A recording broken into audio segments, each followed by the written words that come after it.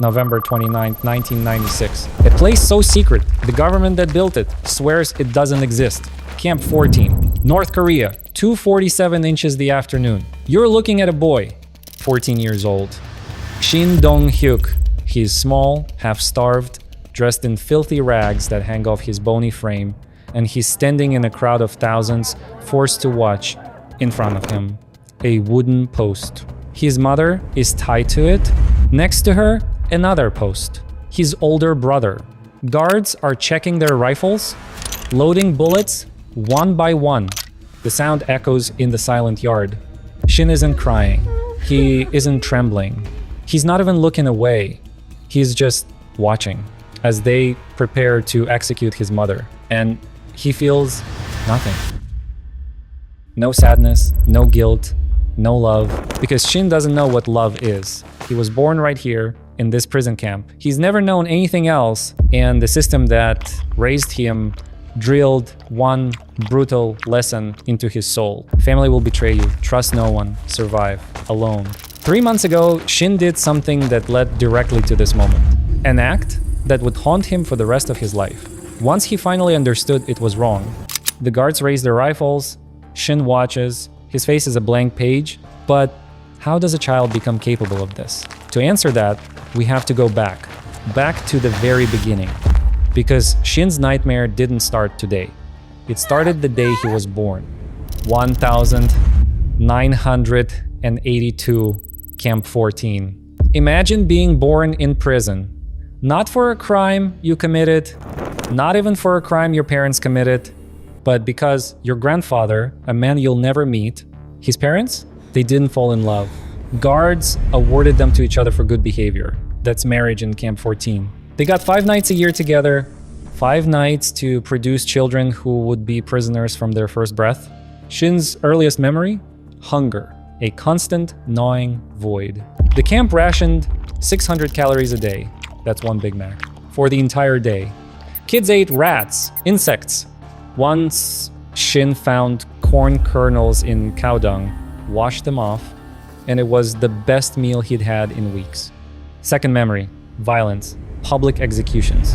He saw his first at age 4, a woman caught with 5 kernels of corn. The whole camp watched her hang. To 4-year-old Shin, this wasn't horror, this was just Tuesday.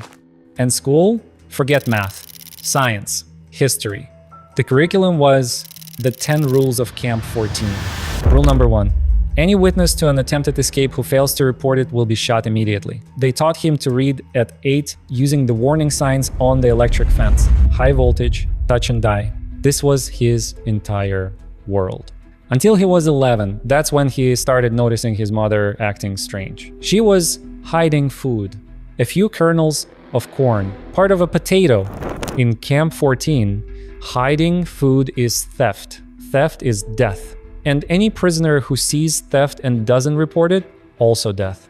Shin didn't think, that's my mom, I should protect her. The camp had burned that instinct out of him. He thought, she's breaking the rules. Her crime could get ME killed. One night, he overheard the whispers. His mother and brother, they were planning to escape. His heart hammered not from fear for them, but from terror for himself. If they ran and he knew about it, he was dead. Rule number 1. He had a choice.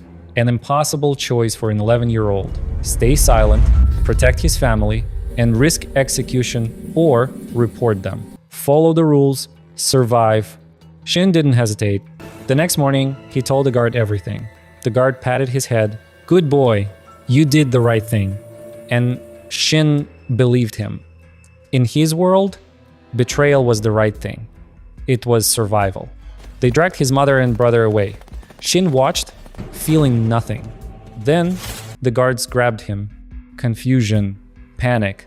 He'd followed the rules. This was his first taste of the camp's true, grinding evil. There are no safe choices, no good deeds, just punishment. They threw him into an underground cell, a concrete tomb. For 7 months, they tortured him. Methods too brutal to describe in detail. The worst? Being suspended over a searing fire. When he passed out from the pain, they'd revive him and start again. He was 11. The scars would cover his back and legs forever. 7 months of agony for doing what they'd told him was right. Something inside Shin broke, but not in the way you'd think. November 29th, 1996. After 7 months in hell, they pull him out. He can barely walk. They shove him to the front of the crowd at the execution ground. He sees his mother, his brother. Their eyes meet. After all he's been through, surely he feels something now?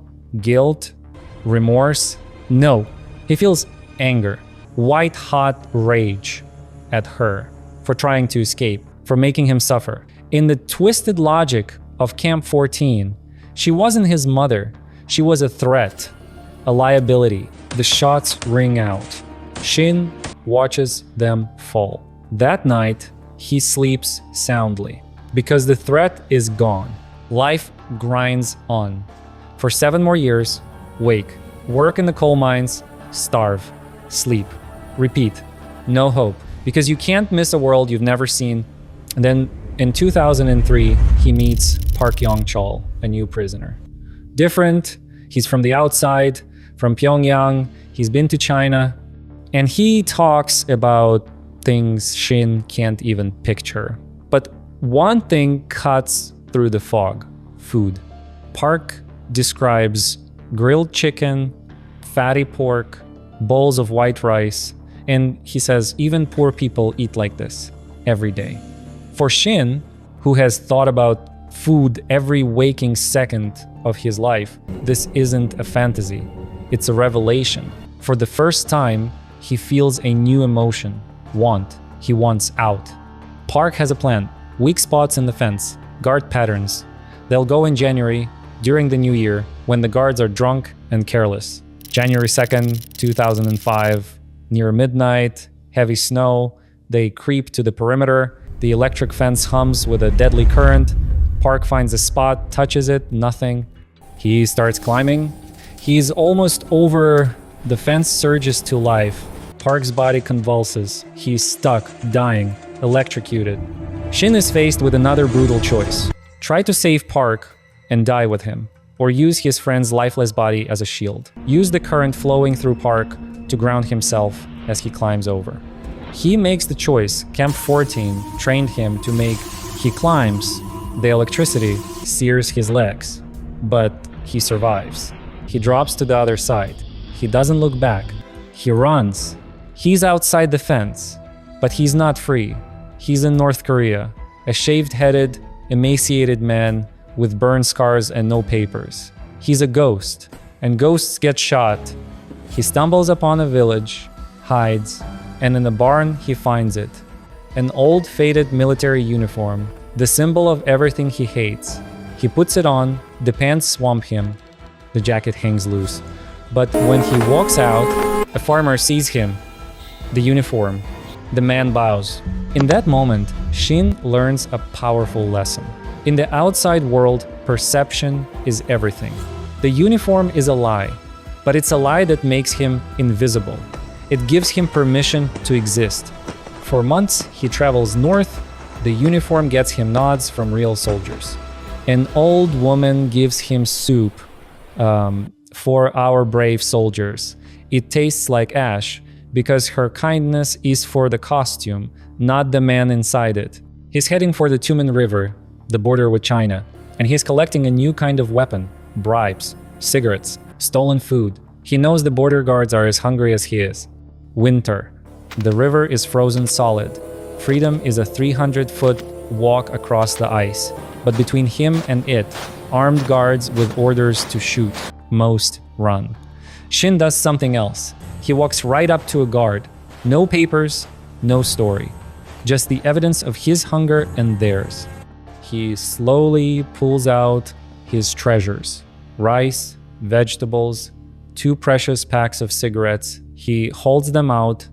The guard looks from the food to Shin's hollow face to the ill-fitting uniform. He knows. This isn't a soldier. This is an escapee. But his children are hungry. He hasn't smoked in months. The calculus of survival is universal.